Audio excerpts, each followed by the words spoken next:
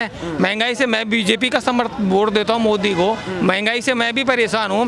1153 का gas cylinder आ रहा है और एक दिन की दिहाड़ी 450 रुपये से कम के नहीं है। 12 घंटे ड्यूटी लेते हैं, जब 450 देते हैं 3 दिन की दिहाड़ी में एक सिलेंडर भरा जाता है। तो महंगाई से त्रस्त है, लेकिन हम कुछ नहीं कर, न तो हम संसद के बाहर धरना दे सकते हैं और न और कुछ कर सकते हैं। तो ये तो विपक्ष जो अंदर संसद के अंदर विपक्ष है। तो मुझे एक बात बताइए, आप कह रहे हैं महंगाई से परेशान हूँ लेकिन वोट फिर भी बीजेपी को देता हूँ, ऐसा क्यों? जो दूसरा नेता ही नहीं है देश में, बताइए मोदी का विरोधी है कौन है? मोदी का नीतीश कुमार आ गए हैं, केजरीवाल आ गए, वो कह रहे कि हम दोनों प्रधानमंत्री बनेंगे, भावी प्रधानमंत्री। वो कौन? मेरी बात तो सुनो। मोदी के महंगाई होने के बावजूद हम मोदी का समर्थन करते हैं। क्यों? उसका कारण है कि मोदी ने कश्मीर लिया और तिरंगा का मोदी ने इतना मान बढ़ाया कि जब यूक्रेन और रूस का युद्ध हो रहा था, तिरंगे का एक लेकर के चलने पर वो जो सेनाएं हैं वो उन पर हथियार नहीं चला रही थी, तिरंगे के मान की वजह से। वो है ना, तो ऐसी महंगाई सहन अच्छी है। जो कश्मीर जिस पर तिरंगा पहनाना गुनाह था, उस कश्मीर में तिरंगा पहनाया जाए, इसलिए महंगाई मंजूर है।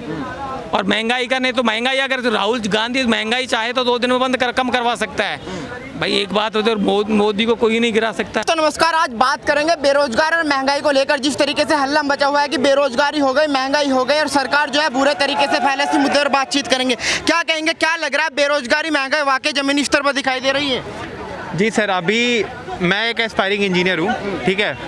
और अगर आप देखें तो अभी एक सर थे यहाँ पे, उन्होंने बताया कि इन्हीं के साथ इनके 2000 दोस्त इंजीनियर हैं और उनमें से 8 बोलते हैं कि मेरे को नौकरी चाहिए। करेक्ट, ठीक है जी। बाकी सबके पास नौकरी है? बिल्कुल है सर, बिल्कुल नौकरी है, ठीक है।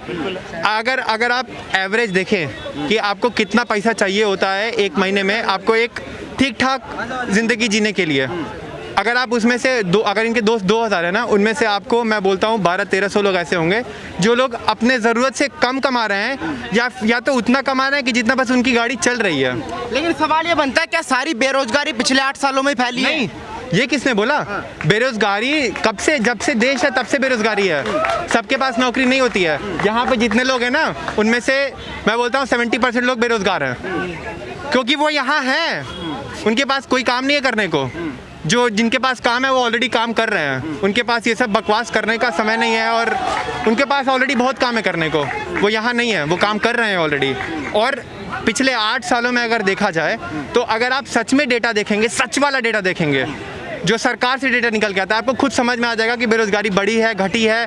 मैं ये नहीं बोल रहा हूँ कि लगातार बढ़ी है, घटी है, लेकिन अब जहाँ पे है ना, वहाँ शायद पहले कहीं नहीं थी। अगर आप ये डिनाई कर रहे हैं तो फिर मैं आगे कुछ नहीं बोल सकता, या मैं बोलना बंद कर दूं। तो बेरोजगारी का जिम्मेदार किसको मानते हैं?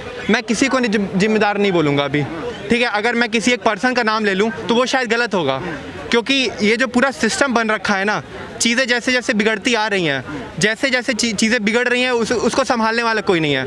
हमने सरकार में जिसको इलेक्ट किया है उसकी रिस्पॉन्सिबिलिटी थी कि एटलीस्ट, मैं उसको एकदम प्रॉपर नहीं बोलूँगा कि नरेंद्र मोदी की वजह से बेरोजगारी बढ़ी है, बट उनके हाथ में अभी सिस्टम है, वो चाहे तो इसको ठीक कर सकते हैं, है ना। उनके पास बहुत सारे असलहे हैं, हथियार है, जिनको वो इस्तेमाल करें तो शायद ठीक हो जाए। जो है ये सारी महंगाई जो है बीजेपी की वजह से हो गई, मगर कभी भी अगर पॉलिटिकल व्यूज में जाएंगे, अगर उसके साथ में बीजेपी हल देगी ना जनसंख्या नियंत्रण कानून का, तो यही पॉलिटिकल पार्टी आगे खड़ी हो जाएंगी। नहीं जी, मुस्लिम वोट मेरा खराब हो रहा है, मैं तो खड़ा होऊंगा इसके अगेंस्ट जनसंख्या नियंत्रण। जनसंख्या बढ़ रही है, एक तो बेरोजगारी तो वो भी है और महंगाई भी उसी की वजह से है। आज हमारे देश में किसी खाद की या किसी खाने पीने की सामान की कमी नहीं है। ये कमी उस चीज़ की है कि हम जो चीज़ें बाहर से एक्सपोर्ट करते थे, जो वहाँ से एक्सपोर्ट करते हैं, इंपोर्ट करते थे यहाँ प्रोडक्शन के लिए, वो उसकी गिरावट आई है। जब उसकी गिरावट आने की वजह से, जब डिमांड बढ़ी है और गिरावट है वहाँ पीछे से, सप्लाई नहीं है, तो उसकी वजह से महंगाई बढ़ी। महंगाई बढ़ने का ये कारण रहा। बाकी इसमें अगर कहूँगा कि एफर्ट्स नहीं कर रही गवर्नमेंट एफर्ट कर रही है इसको कम करने के लिए। लेकिन कुछ लोग जिस तरीके से आरोप लगाते हैं कि अगर बात की जाए पिछले 8 साल में, तो जो महंगाई है, बेरोजगारी है, वो पिछले 8 सालों में सबसे ज़्यादा बढ़ी है जब से मोदी सरकार आई। नहीं, ऐसा तो नहीं है। अगर उस आंकड़े पे आना हो तो यूनिकॉर्न सबसे पहले इन्हीं 8 सालों में ही तो बढ़े हैं। इससे पहले कहाँ 100 से ज़्यादा यूनिकॉर्न जो है, हमारे स्टार्टअप्स जो है यूनिकॉर्न बन गए। तो ये मुझे बताइए कि क्या वो जो यूनिकॉर्न आज बने हैं, क्या 100+ हो गए ना हमारे देश में? हाँ जी। मैं डेटा भी निकालता रहता हूँ। आप निकालिए इसमें कितने हिंदुस्तान में कितने इस वक्त यूनिकॉर्न हैं, ठीक है। तो ये भी तो है। दूसरा सबसे बड़ा जो 8 सालों में आया कि आप शायद जानते, स्कीमें तो बड़ी थी वहाँ पे, लोन की, युवाओं के रोज़गार के लिए लोन की, मगर पहली ऐसी सरकार थी बिना गारंटी के मुद्रा योजना के तहत 10 लाख तक का आप लोन ले सकते हैं एक आम आदमी। पहले आपको गारंटर ढूंढना पड़ता था, गवर्नमेंट एम्प्लॉय ढूंढना पड़ता था। आज उन्होंने कहीं ना कहीं इस सरकार का जो सबसे पहला, मैं खुद युवा हूँ, मुझे उस वक्त में startup India, make in India और ये मुद्रा योजना के तहत जो स्कीमें आई थी, आज कई ऐसे स्टार्टअप्स उन्हीं योजनाओं का बेनिफिट लेकर आज कहाँ पहुँच गए हैं, आज यूनिकॉर्न बन चुके हैं। तो ये कहीं ना कहीं उपलब्धि भी है। हमें जो चीज़ें अच्छा काम किया है गवर्नमेंट ने, उसको अप्रिशिएट भी करना है। इसके साथ आयुष्मान योजना, हम कह रहे हैं आयुष्मान, कई ऐसे हॉस्पिटल तक कैसे अगर आप आयुष्मान योजना को समझेंगे, 10 करोड़ 65 लाख परिवार उन्होंने फर्स्ट फेज़ में लिए थे। मैं जम्मू कश्मीर से हूँ, आज वहाँ की जनता 100% कवर है उसमें। अगर हेल्थ सेक्टर को वो बूस्ट कर रहे हैं तो रोज़गार तो उसके साथ भी जुड़ा है ना। आज प्राइवेट हॉस्पिटल भी आयुष्मान के साथ जुड़ रहे हैं। एक आम आदमी जाकर भी आज मेदांता जैसे हॉस्पिटल में जाकर इलाज करवा पा रहा है। अंकल क्या नाम है? अंशु। तो क्या लग रहा है आपको भी, क्या महंगाई है? महंगाई है। तो क्या लग रहा है इस समय, क्या ऑप्शन है जनता के पास? केजरीवाल कह रहे 2024 में हम प्रधानमंत्री बनेंगे। अच्छा, तो महंगाई है, लेकिन मतलब एक सिस्टम से चलना चाहिए। मतलब एक सिस्टम। बोलो बात तो मुझसे क्या तो बोल। क्या लग रहा है वाकई महंगाई है जिस तरीके से हल्ला मचा हुआ है 8 सालों से? नहीं, महंगाई तो है, महंगाई कांग्रेस की देन है। कारण बताओ ना उसका, क्योंकि जब कांग्रेस का शासन था ना तो महंगाई बहुत कम थी। बीजेपी के शासन में आई है, जब बीजेपी विपक्ष में थी तो धरना प्रदर्शन करती थी। यहाँ पे विपक्ष मुद्दा है ही नहीं, मुद्दा उठाता ही नहीं है। महंगाई से मैं बीजेपी का वोट देता हूँ मोदी को। महंगाई से मैं भी परेशान हूँ। 1053 का गैस सिलेंडर आ रहा है और एक दिन की दिहाड़ी 450 रुपये से कम के नहीं है। 12 घंटे ड्यूटी लेते हैं, जब 450 देते हैं, 3 दिन की दिहाड़ी में एक सिलेंडर भरा जाता है। तो महंगाई से त्रस्त है, लेकिन हम कुछ नहीं कर, न तो हम संसद के बाहर धरना दे सकते हैं और न और कुछ कर सकते हैं। तो ये तो विपक्ष, जब अंदर संसद के अंदर विपक्ष है। तो मुझे एक बात बताइए, आप कह रहे महंगाई से परेशान हूँ लेकिन वोट फिर भी बीजेपी को देता हूँ, ऐसा क्यों? जो दूसरा नेता ही नहीं है देश में, बताइए मोदी का विरोधी है कौन है? मोदी का नीतीश कुमार आ गए हैं, केजरीवाल आ गए, वो कह रहे कि हम दोनों प्रधानमंत्री बनेंगे, भावी प्रधानमंत्री। वो कौन? मेरी बात तो सुनो। मोदी के महंगाई होने के बावजूद हम मोदी का समर्थन करते हैं, क्यों?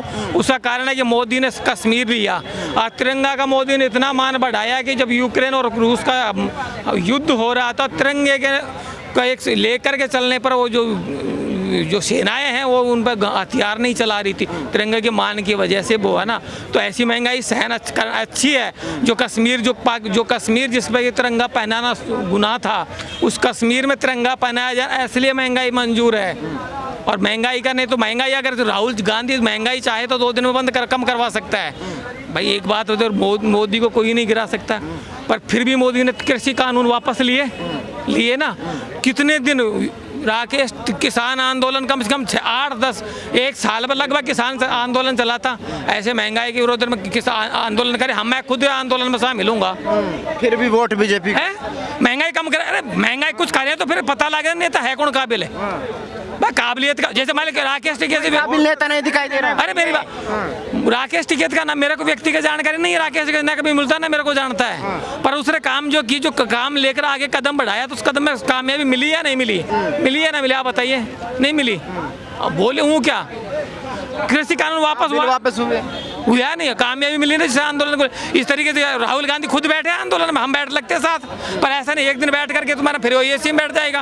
अरे आप ठीक है VIP हो, आप प्रोटोकॉल अफेड कीजिए, आप दूर बैठ जाएंगे, लेकिन आप कम से कम रोड रास्ते पे तो आइए ना।